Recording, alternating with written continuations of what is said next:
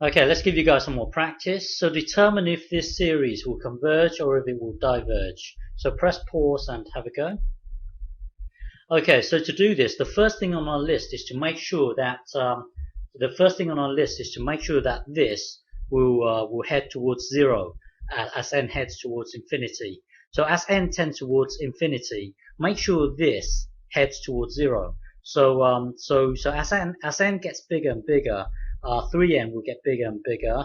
The whole denominator will get bigger and bigger and bigger. Here you've got a finite number divided by something that gets bigger and bigger and bigger. So eventually this whole thing here will head towards zero. So this will be true. It is heading towards zero. Make sure it heads towards zero. If it doesn't head towards zero, then you can immediately say that this thing here will diverge, and then you don't need to do the rest.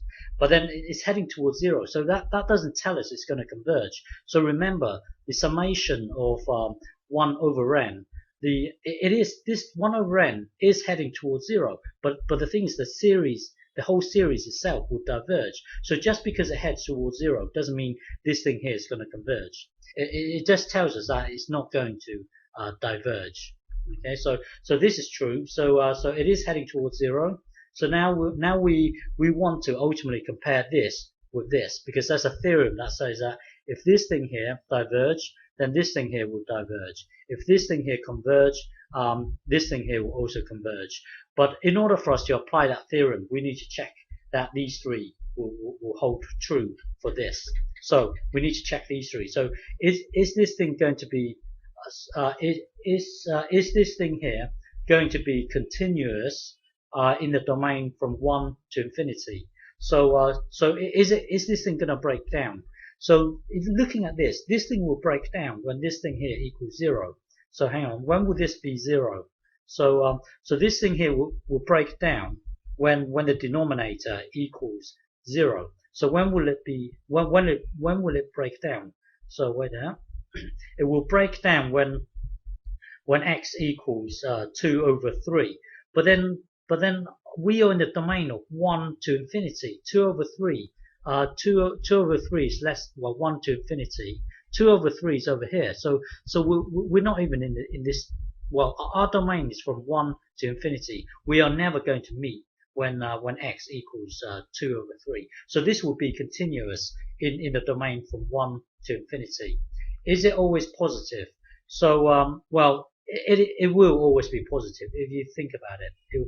Maybe you might want to press pause and think about it. It will be positive. Is it always decreasing? Is this thing always decreasing? Well, as x gets bigger and bigger, this thing here is going to get bigger and bigger. So of course the whole thing here will because you've got a number divided by something that gets bigger and bigger and bigger, then overall it's going to decrease. So this is true, and this is true. It's always decreasing. Because all these three are true, then we know we can now apply the theorem.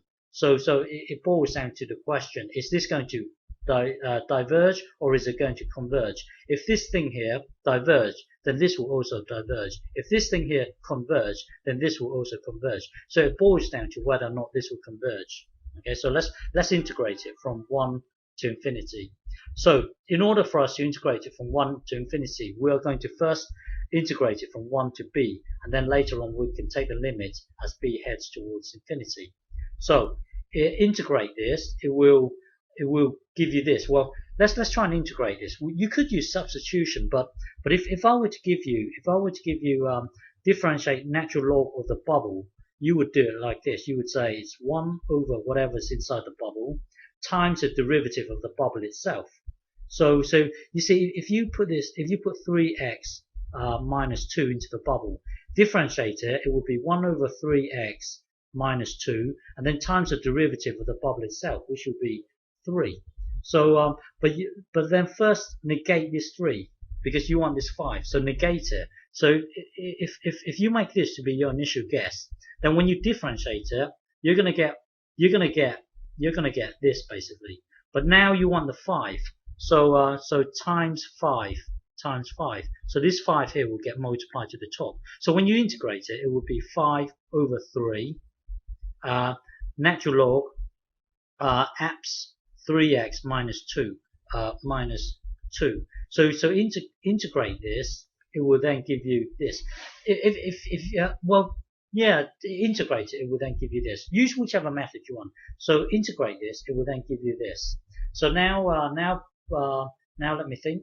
Now let's just take this out here. So that will then give us this thing here. Concentrate on this bit here.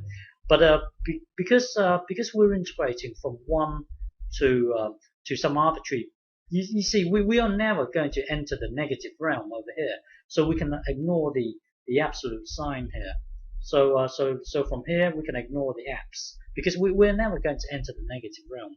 So because we're doing it from 1 to b, and then later on we're going to let b head towards infinity, we are never going to enter the negative realm. So we can ignore the apps. So that will then give us this. So now hang on. So now put b into here, put 1 into here. That will then give us this thing here. Natural log of 1, that's going to be 0, so we can ignore this. So integrating from 1 to b gives us this thing here. But then now take the limit as b heads towards infinity. Then this thing here becomes from 1 to infinity. Well, take the limits. That will then give you this thing here. So now looking at this, hang on. Now looking at this, remember we were trying to, wait there, I made a mistake, sorry, dx here. So we were trying to establish whether or not this thing here, will diverge or if it will converge. Well, when you integrate this, it gives you this. And then looking at this, as b heads towards infinity, this whole thing here is just going to get bigger and bigger and bigger. This thing here is just going to get bigger and bigger and bigger, meaning that this block here will just head towards infinity. It's just going to get bigger and bigger and bigger. And then when you times a constant, the whole thing here will just get bigger and bigger and bigger.